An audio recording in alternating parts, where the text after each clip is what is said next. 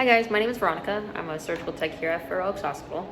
I'm going to show you a video of the OR, what basically it's going to look like, the baby warmer, the bed, the table, roughly the environment, as well as a setup and the instruments involved, as well as hopefully what not to do in the OR, and show you the instruments, what they're used for, and then the proper way to count, and how to pass laps, sutures to the tech without contaminating. Okay, so when you first enter an OR, this is roughly what it's going to look like. You're going to have a table, instrument set, a computer for you guys to work with, a cabinet full of equipment that you'll be able to get right away for the OR team, a baby warmer. You're gonna have the OR bed. At the head of the OR bed is where anesthesia is gonna sit. And then you'll have 3 sets of trash, white for trash, blue for linen, and of course red for biohazards. You're going to have a Bovie machine, which is this blue equipment right here, and then you're going to have suction. You're also going to have a blanket warmer, which is this blue machine looking here, and then you're going to have SCDs, which we keep ours in a bag. You're going to have straps, which help keep the patient's leg on the OR bed.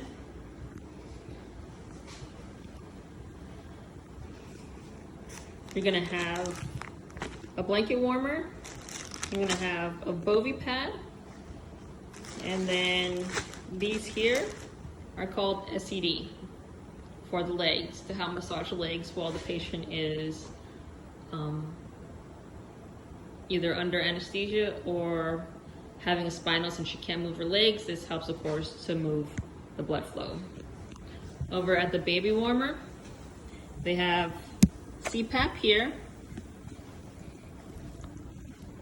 and then we have a suction canister, and then of course the suction. This is usually NICU's job. Always come in during a C-section. The doctor will, and if you have an NRN. So the equipment that the surgical tech is going to be working with is the Mayo stand here. You'll have a back table. They'll have a ring stand that looks roughly like this. Sometimes they come with 2.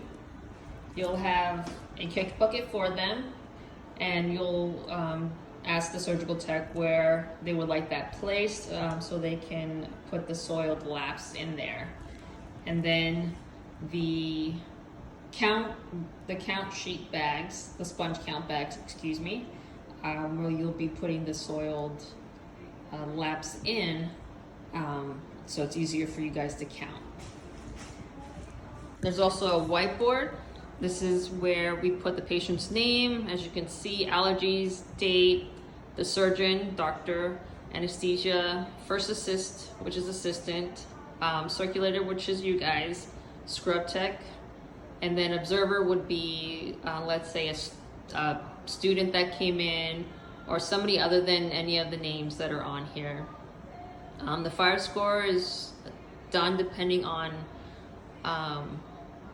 what's in the room that might cause a fire. Usually it's 2 because you have a Bovie machine and you have oxygen flowing. Then of course the Bovie tip, scratch pad, hypos, or hypos, blades, and needles, which are usually sutures, and of course timeout and any concerns. So when you walk into the OR, usually the surgical tech will have things open already. So when you come in, just be hyper aware of anything that is blue.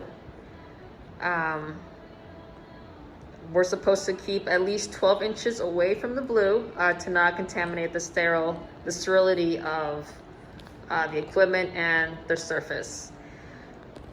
I have bare minimum of what I can use, so just imagine having 2 of the basins either on the ring stand that I showed you earlier or on the back table. These are going to be the various instruments that you'll see and count with the tech. I will go through them individually and let you know what they are or will be used for. Okay, so counting. So with counting, you want to make sure you hear.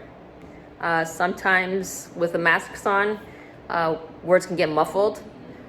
So you want to speak clearly. And if you can't hear the tech, just have them slow down for you guys, and make sure you're able to see what's going on, because if you can't see it, then how do you know it's the proper count, right?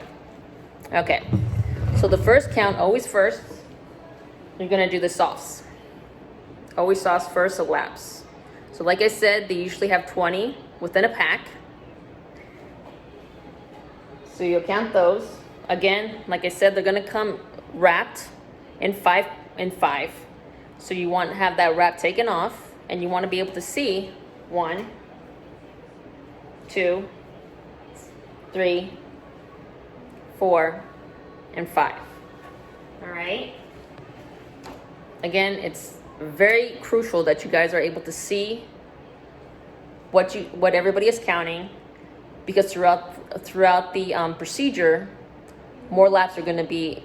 They're going to ask for more laps, and you want to be able to keep a correct count, because if the count's wrong, then everybody's going to think that they left something in the body, and we're going to have to get x-ray up here, and we don't want that. The next are going to be sharps. So you're going to count the blades, which look like this. Okay, there's a lot of different sizes. The 2 sizes that we work the most with in a C-section is a 20 and a 10. For the 20, they usually use for the first skin incision. For the 10, because it's smaller, they tend to use for the uterus, and it's finer. So blades, like I said, 2 usually come in a pack, so it'll be 1, 2 blades. Okay. The next will be a hypo. That's usually to help get cord blood from the placenta. Cord blood from the cord. And usually a syringe, a 10 ml syringe comes into the pack. There's also going to be a scratch pad for the bovie. And then you're going to count the bovie tip, because the reason for that is because the scratch pad and the bovie tip come up to the OR bed, and they can accidentally fall into the patient. I mean, technically that shouldn't happen, but sometimes things happen, and you just want to be able to count the small things that can fall into the patient. That way it doesn't fall into the patient. Okay. So now we're going to talk about the instruments. Usually after you count the sharps, you'll have to count the instruments next. So normally they'll start with the sponge sticks. And these are the sponge sticks right here. Okay. This is what they look like. So depending on what's on the instrument count sheet, which I will show you after all of this, you're going to verify if you're going to verify whatever's on the count sheet to what you have with the instruments with your surgical tech. So sponge stick. So let's say there's 4. So the tech will say sponge sticks 1, 2, 3, 4, or preferably the nurse will read off what's on the count sheet that is connected. That's usually taped with the instrument set, or the tech will hand off the sheet to the circulator, to you guys, and you'll begin on whatever's the top of the sheet. So I'm used to starting with the sponge sticks, and there's always 4. So it'll be sponge sticks, the circulator, sponge sticks, I'll say 1, 2, 3, 4 for sponge sticks. Then the next will be hemostats, which are these. And sorry, the sponge sticks are usually used either for Raytex, usually in vaginal deliveries, and for holding parts of the uterus that are bleeding to help stop the bleeding while the doctor sews. So then we have the hemostats, okay? They're fairly small compared to most instruments. What they're used for is to either help hold the end of a suture for a doctor, if they, what they call a tag, if they want to tag a suture, or if they want to grab a vessel that's bleeding and use that for the bovie. So after the hemostats, again, the circulator will say hemostats, and the surgical tech will count 1, 2, 3, 4, 5, and you guys will either agree or disagree. If by any chance, let's say there's one more or one less, you want to note that on your sheet. That way we can let central processing know that they left an instrument out. Sometimes on the set, they'll put that there's an instrument missing, and the tech will, the tech should tell you that there is an instrument missing and which instrument that is. That way you can note it on your sheet to remember. So after the hemostats, we'll have the Kellies. They're just a larger version of the hemostats.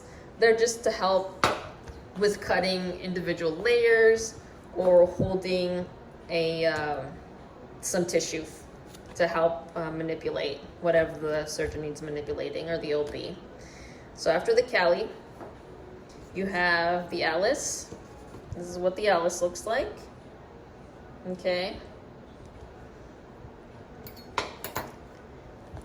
So the Alice is used to retract depending on the tissue. If the surgeon needs to see something better, they'll have the first assist, or the surgeon will take it and clamp it onto a specific tissue and have the first assist or the surgical tech hold that specific tissue open so they can see better whatever is happening.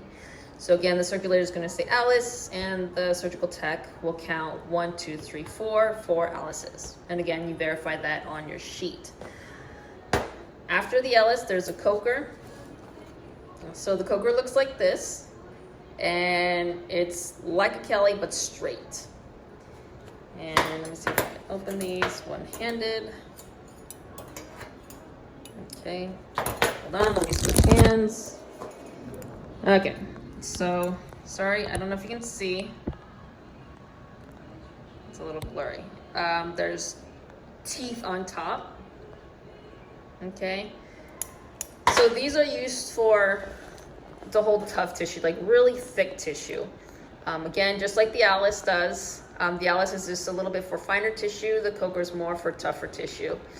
Usually they use that to help hold back the fascia. That way they can help separate the muscle. After the Cokers, you have the Babcocks. They look like this, with a little curved end. You notice there's a hole. They usually use this for the tubes. They put the tubes right like in between the hole, the opening, excuse me, not the hole, the opening here. The reason for that is because the tubes are very delicate tissue, and you don't want to use any of these to hold it, because then you'll clamp down on the tube and you'll damage it, and you don't want to do that. Yes, it's for tubal, but you don't want to cause any kind of unnecessary harm to the tissue unnecessarily, because then it'll start bleeding, like an internal bleeding kind of thing, and you don't want that. Next, we have the needle holders, the suture, the instruments that hold the sutures. Okay, they're called needle holders. They look like this. You have a large one. It's for deeper and thicker needle sutures. And then you have a smaller one, which is called a Webster. This is called a Haney needle holder. And this is called a Webster needle holder. This is smaller. So it's for fine and smaller needles. Usually they'll use that for the skin. After that, we'll go to the scissors. So the scissors, you have straight. Okay, these are for cutting the sutures, cutting the thread on the sutures, always for that. Next, you have the Mayos. They're just a curved version of the suture scissors. The reason for that is they help cut thicker tissue. You have the bandage scissors. And this, of course, is to cut the cord. You then have the mats. If you notice, they're longer compared to the others. They're to go in deeper and also cut fine tissue. Notice that the blades are smaller than the Mayos. Okay. After those, we'll come to the retractors. There's usually 3. So you have the small Richardson. It looks like this. They have, so the small and then a little bit bigger on the other end. Sorry, it's blurring. That's going to be the small Richardson. Then, of course, you have the large Richardson, which you have one side bigger than the other. The deeper you go into the abdomen, you want to be able to retract the tissue that you don't want to get in the way. Next retractors, you have the bladder blade. This, of course, is used to help to protect the bladder when the surgeon is at the uterus. It's ready to take the baby out.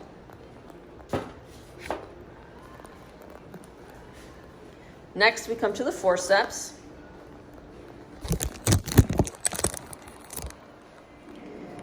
So these are called Bonnies or Ferris Smiths. If you can see the tips, very sharp. They, of course, are for thick tissue, thick and tough tissue. Usually, they use this for the fascia part to hold during suturing. Next, we have the smooth tissue forceps. You can see by they're smooth. They have no teeth. I know some people might think that the ridges are teeth, but compared to these, not really. Next, you have the Russians. Okay, so these ones are small. You have ones that can get pretty long, depending on, again, where you are at in the body. So they usually use these for muscle and the uterus.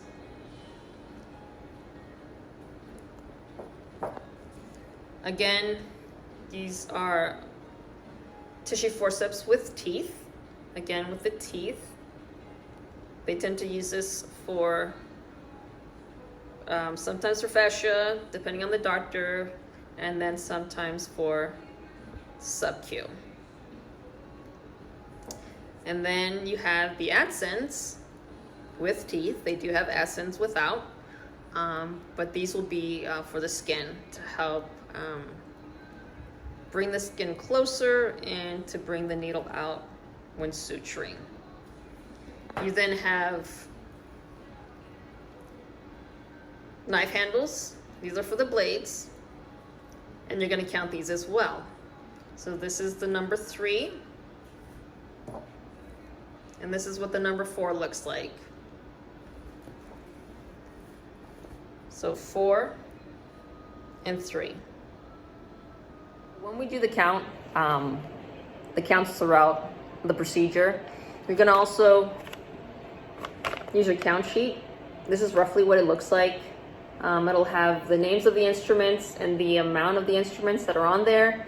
And usually on this side, I mean, if you can see, this is where you verify. So the thing I want to emphasize more is when you pass something to the tech, you want to make sure you do it in a sterile way, because if you contaminate, touch, mess anything up in this area, not to stress you guys out, the tech is going to have to replace everything. So some of us may snap a little bit, but please don't take it personal. Our job is just to make sure that we keep everything sterile in the operating room. So I want to first, and like for sutures, they come in these packs here. Believe me, you won't learn every single suture that's out there. Every doctor has their own way, their own, what's the word I'm looking for? I'm sorry. The specifics of what they like. Some will like a Vicryl, which is in purple. Others use plain gut, which is in a yellow package. You have chromic, which is in a brownish package.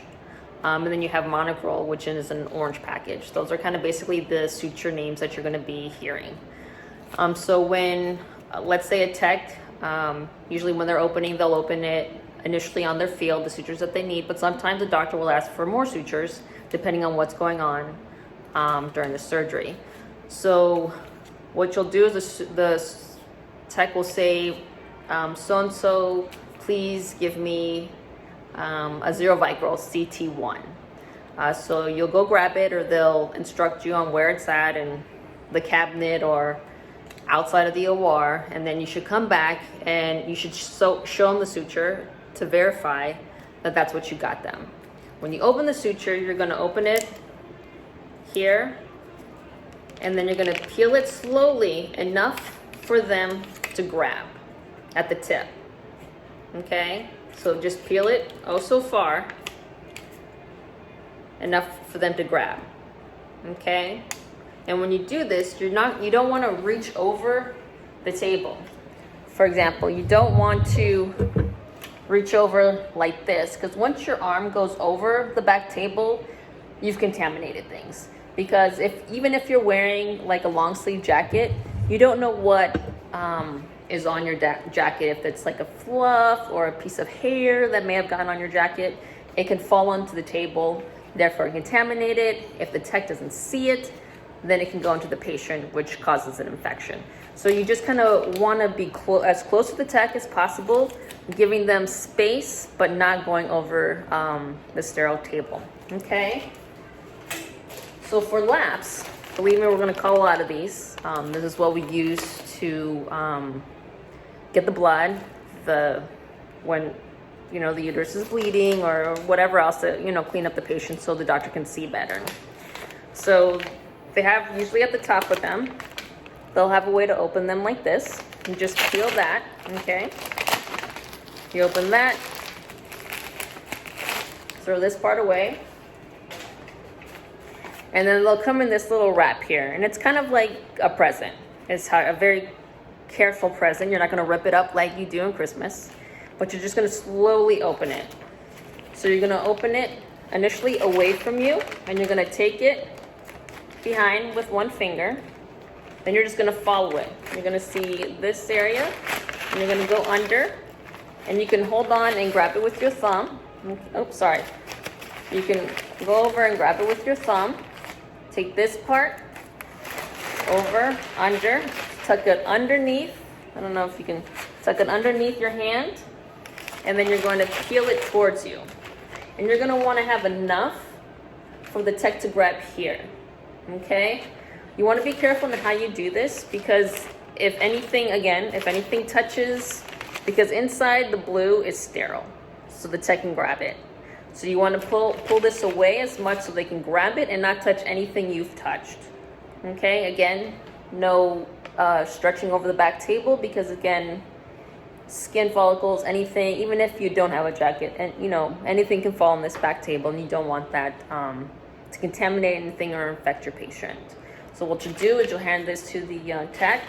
They'll grab it, and then they need to peel this off and count with you individually, okay? So you're gonna have to separate so you can see.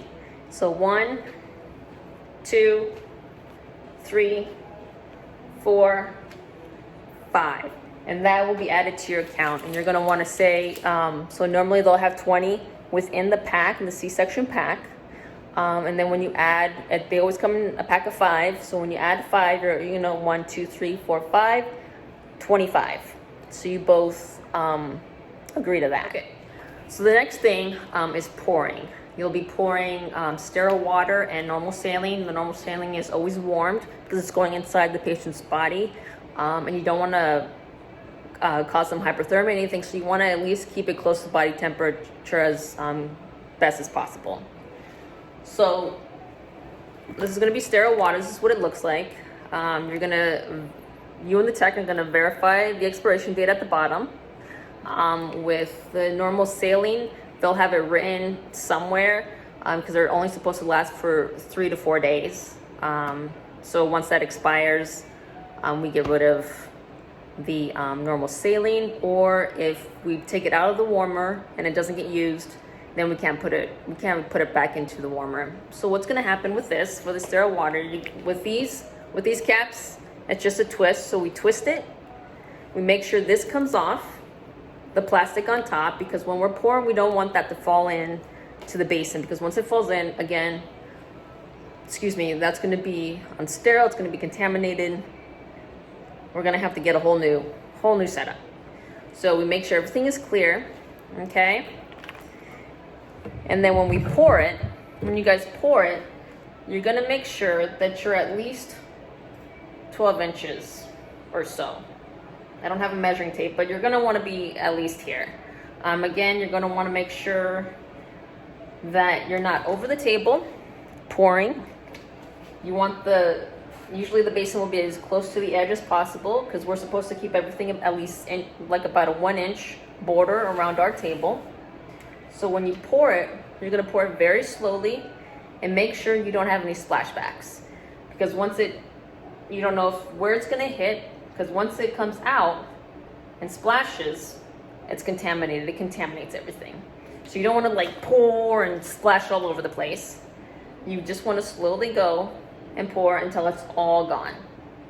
Okay, and once this is done, usually you give the empty bottle to the anesthesia person so they can empty the Foley bag. So once everything gets started, once the counting is done and everything gets started and everybody moves up to the OR table, you position the kick bucket here. This is what it usually looks like.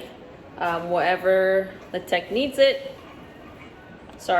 to be able to get these lags in it, so you can grab it and put it on your little sponge count bag. Okay? So once the baby is out, they're going to be using a ton of this to clean out the excess bleeding, clean out basically the bleeding. There's going to be a lot of blood, and that's normal. Don't freak out. Depending on what medication the patient's been on, for example, if they've been on PIT for a while, they tend to bleed a lot. Again, that's normal. So you're going to see a lot of bloody laps in here. Don't freak out. Just, put some gloves on and grab them out. And when you do grab them out, when you place them in the bag, bear with me here, I'm using a little metal mirror as my camera stand. So once you grab it out of the kick bucket, you're going to take it and you're going to place it in the bag, and you want to make sure that the blue tag is out. The reason for that is because it verifies that there's just one in there. And it makes it easy for the tech to see as well as you to see when you guys count, when you guys do the whole count. So again, like I said, pick it up, put it in, make sure the tag is out. All right. So when you count, depending on your hospital's policy, how it usually goes is once the uterus is closed or before it closes, you count. Once you get to the fascia layer, you count. And then once you get to the skin, you count again.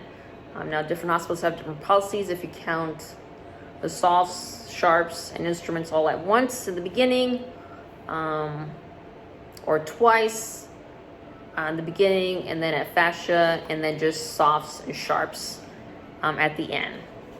Okay, so what usually happens is you'll start when the operation started, the C-section started, and they're closing up.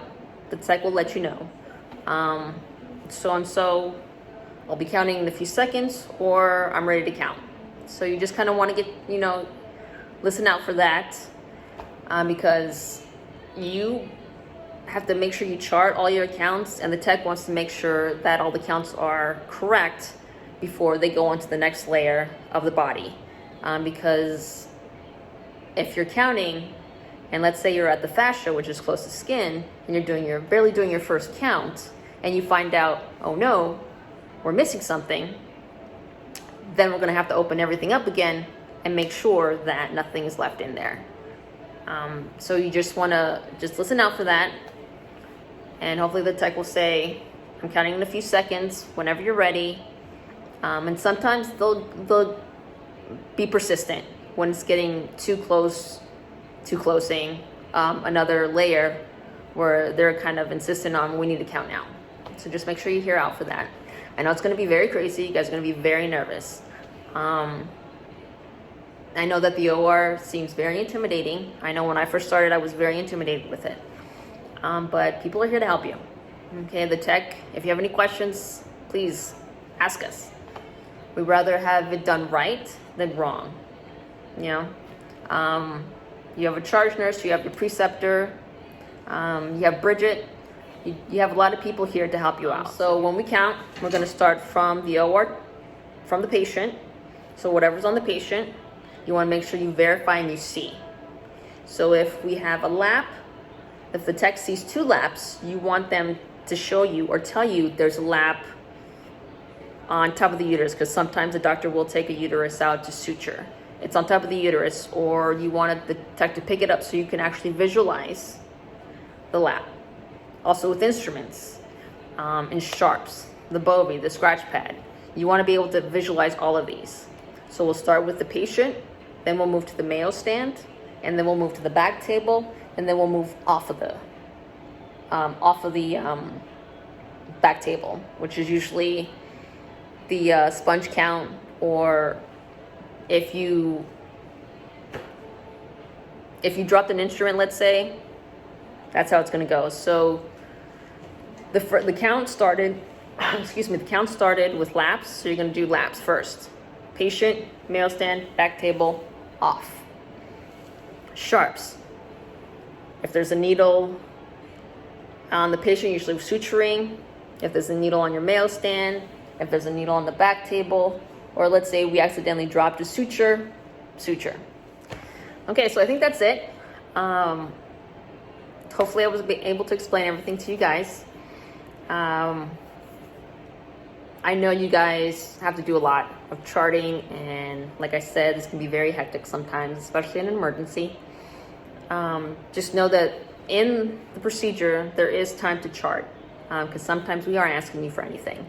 Usually, we try to be aware of you guys, of what's going on with you guys, because our job is to make sure that we see everything. We have eyes behind our back of our heads and everything. We try to be aware of that. So you can do it. I have faith in you guys.